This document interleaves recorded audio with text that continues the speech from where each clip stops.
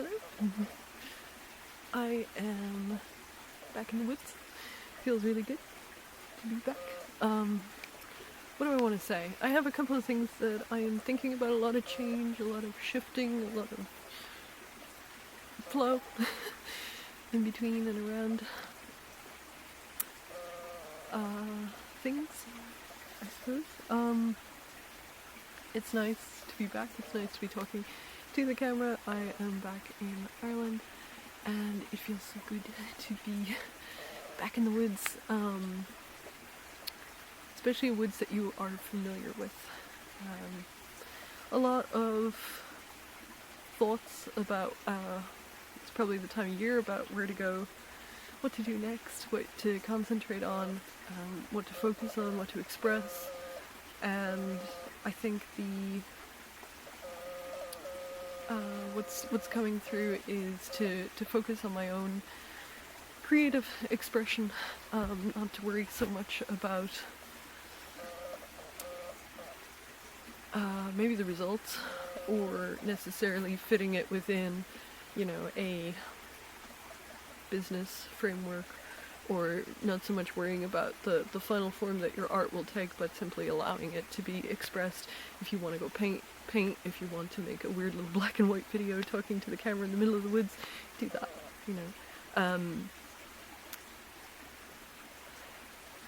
realizing that what's going to come next is not going to look like what came before.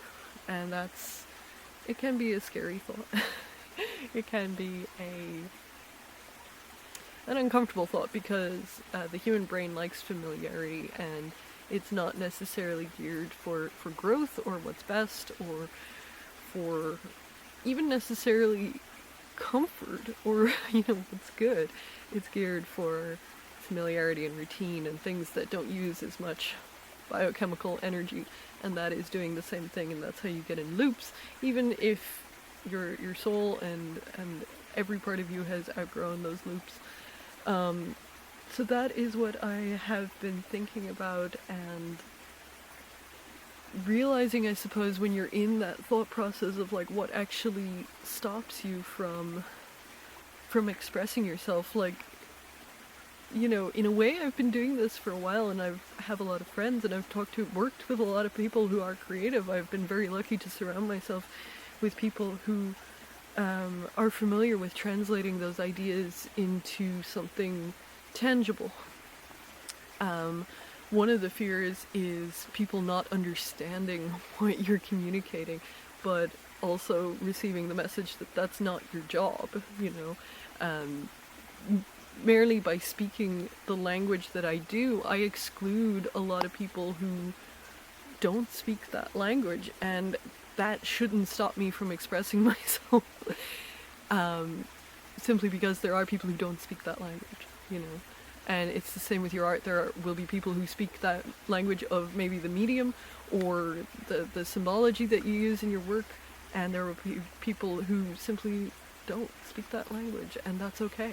It doesn't make your expression any less valuable. Another fear is looking foolish, and it is unbelievably foolish to try to maybe follow that voice. Like, a lot of our social conditioning and education and training is to disconnect you from that voice, to remove you from that core intention of like, this is what I want to do today, or this is what's on my heart, for want of a better word. A lot of our conditioning only works if you're disconnected from that internal voice, and when you begin to listen, that's only the beginning. It goes deeper, and it gets, from a external societal point of view, it gets crazier. And the instructions will become more bizarre the more you listen, which is something to reckon with. What other fears? What else comes up when I think about pursuing your artistic expression?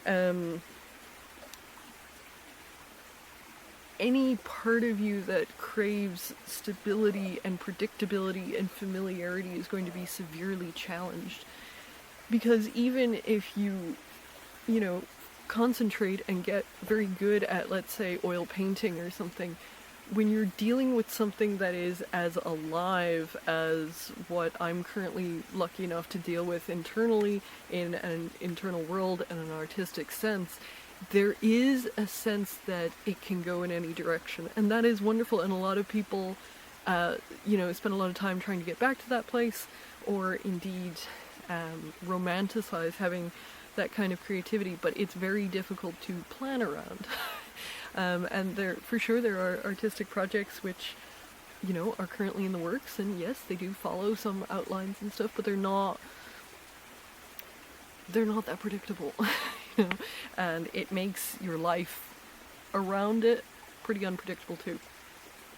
And it means anything can happen, but it also means you don't know what it is, which is interesting.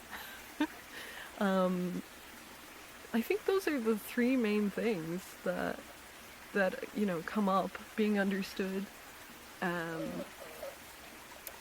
lack of predictability, and looking foolish, looking crazy, looking from the external, and the key word there is external, because when you delve into an internal landscape, it barely only makes sense in that internal environment.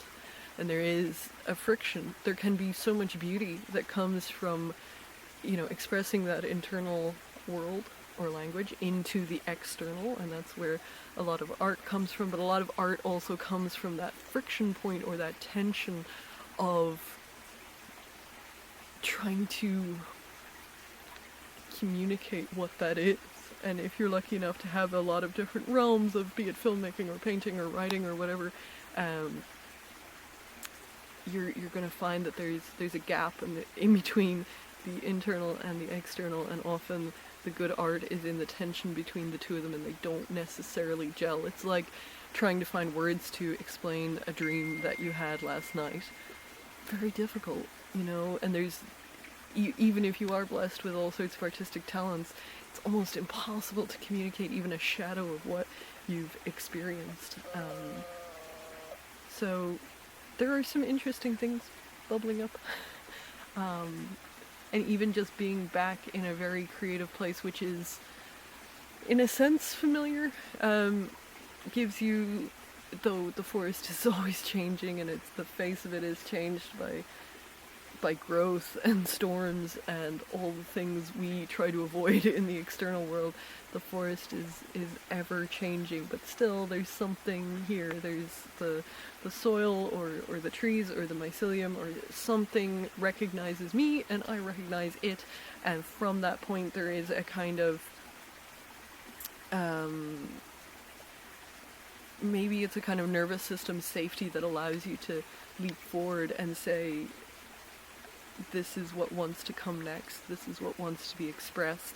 And if you can find that in the midst of your own process, that's very, very helpful. And it may not always be the same woods, and you might have to go introduce yourself to a new environment. But I can't remember what it is. I think it's human design or something, but there's one of these, methods of understanding yourself which have really taken off in the age of individualism, where rather than being reflected who you are by the people around you, people are searching it out through astrology and personality tests and all the rest of it. But I think there's an element within human design that shows you what your native environment is based on, your personality or whatever it is. And this can be interpreted in different ways, but it might be worth looking into what your, and even better than asking a random test on the internet, go put yourself in different natural environments. Maybe it's mountains or beaches or, deserts. There are wet deserts too, or woods, and find what suits your makeup.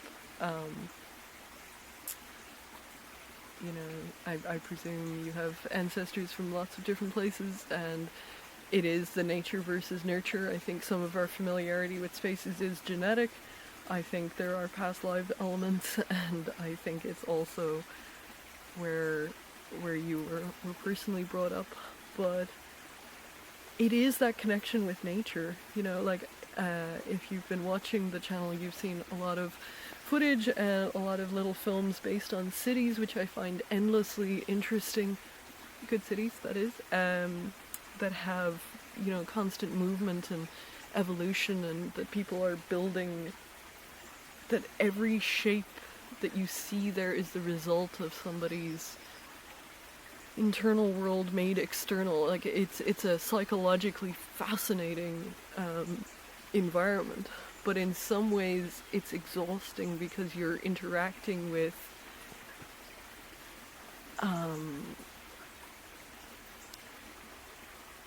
maybe too much humanness, which very quickly becomes inhuman because you have to numb yourself to it. If you look at London, you know, a lot of people are, not everybody, but a lot of people, the kind of social code is to ignore the overwhelming humanness around you. Like you can't actually take in every building that somebody designed it, somebody put those windows in, somebody cleans those windows, and there's millions of people around you. Like it's a lot of information to take in, and that's why our brains are much, much better at understanding a natural, you know, I want to say cuneiform world. That's not the right word. Sort of looking at those like natural hieroglyphics, like bark or something. You know, it's fractal. Fractal was the word. When you exist in shapes that make sense to us on a biological level, it's a lot more relaxing, or at least I find it is. It's endlessly interesting, but it brings a sense of nervous system calm that I don't get in cities, you know. And I find lots of different environments interesting, particularly from an artistic perspective, but this here is one of them that allows for deeper artistic expression because it feels safe enough, and these are places where I played and grew up, and you know, these places are alive with previous artistic conversations and ideas. Maybe the ideas live here in the woods and have been waiting for me to return. Yeah, but there's something very beautiful and benign within woods that you know, and if you don't know them, and they can be intimidating, like any part of your psyche that you haven't explored or come in contact with or introduced yourself with or gifted something to. There is a level of intimidation and unknowingness.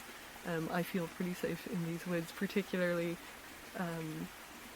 on a physical sense, because there is birdsong. You know, the birds are quiet.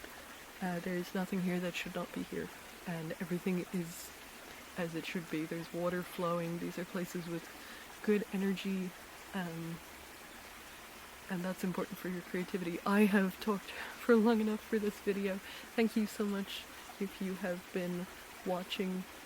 I deeply appreciate everybody who has subscribed and interacted with the channel, and if you have left a comment about the style of filmmaking, or indeed continuing the conversation that is to be found within these videos, thank you so much. I deeply, deeply appreciate it. YouTube is such a beautiful platform, allowing for a much deeper, you know, cognition, much deeper conversations, rather than the exhaustion on both sides of both making and interacting with short form content. So if you have the attention span left to interact and a little bit of time to leave some words and to continue that conversation, thank you so much. I hope you have a wonderful day.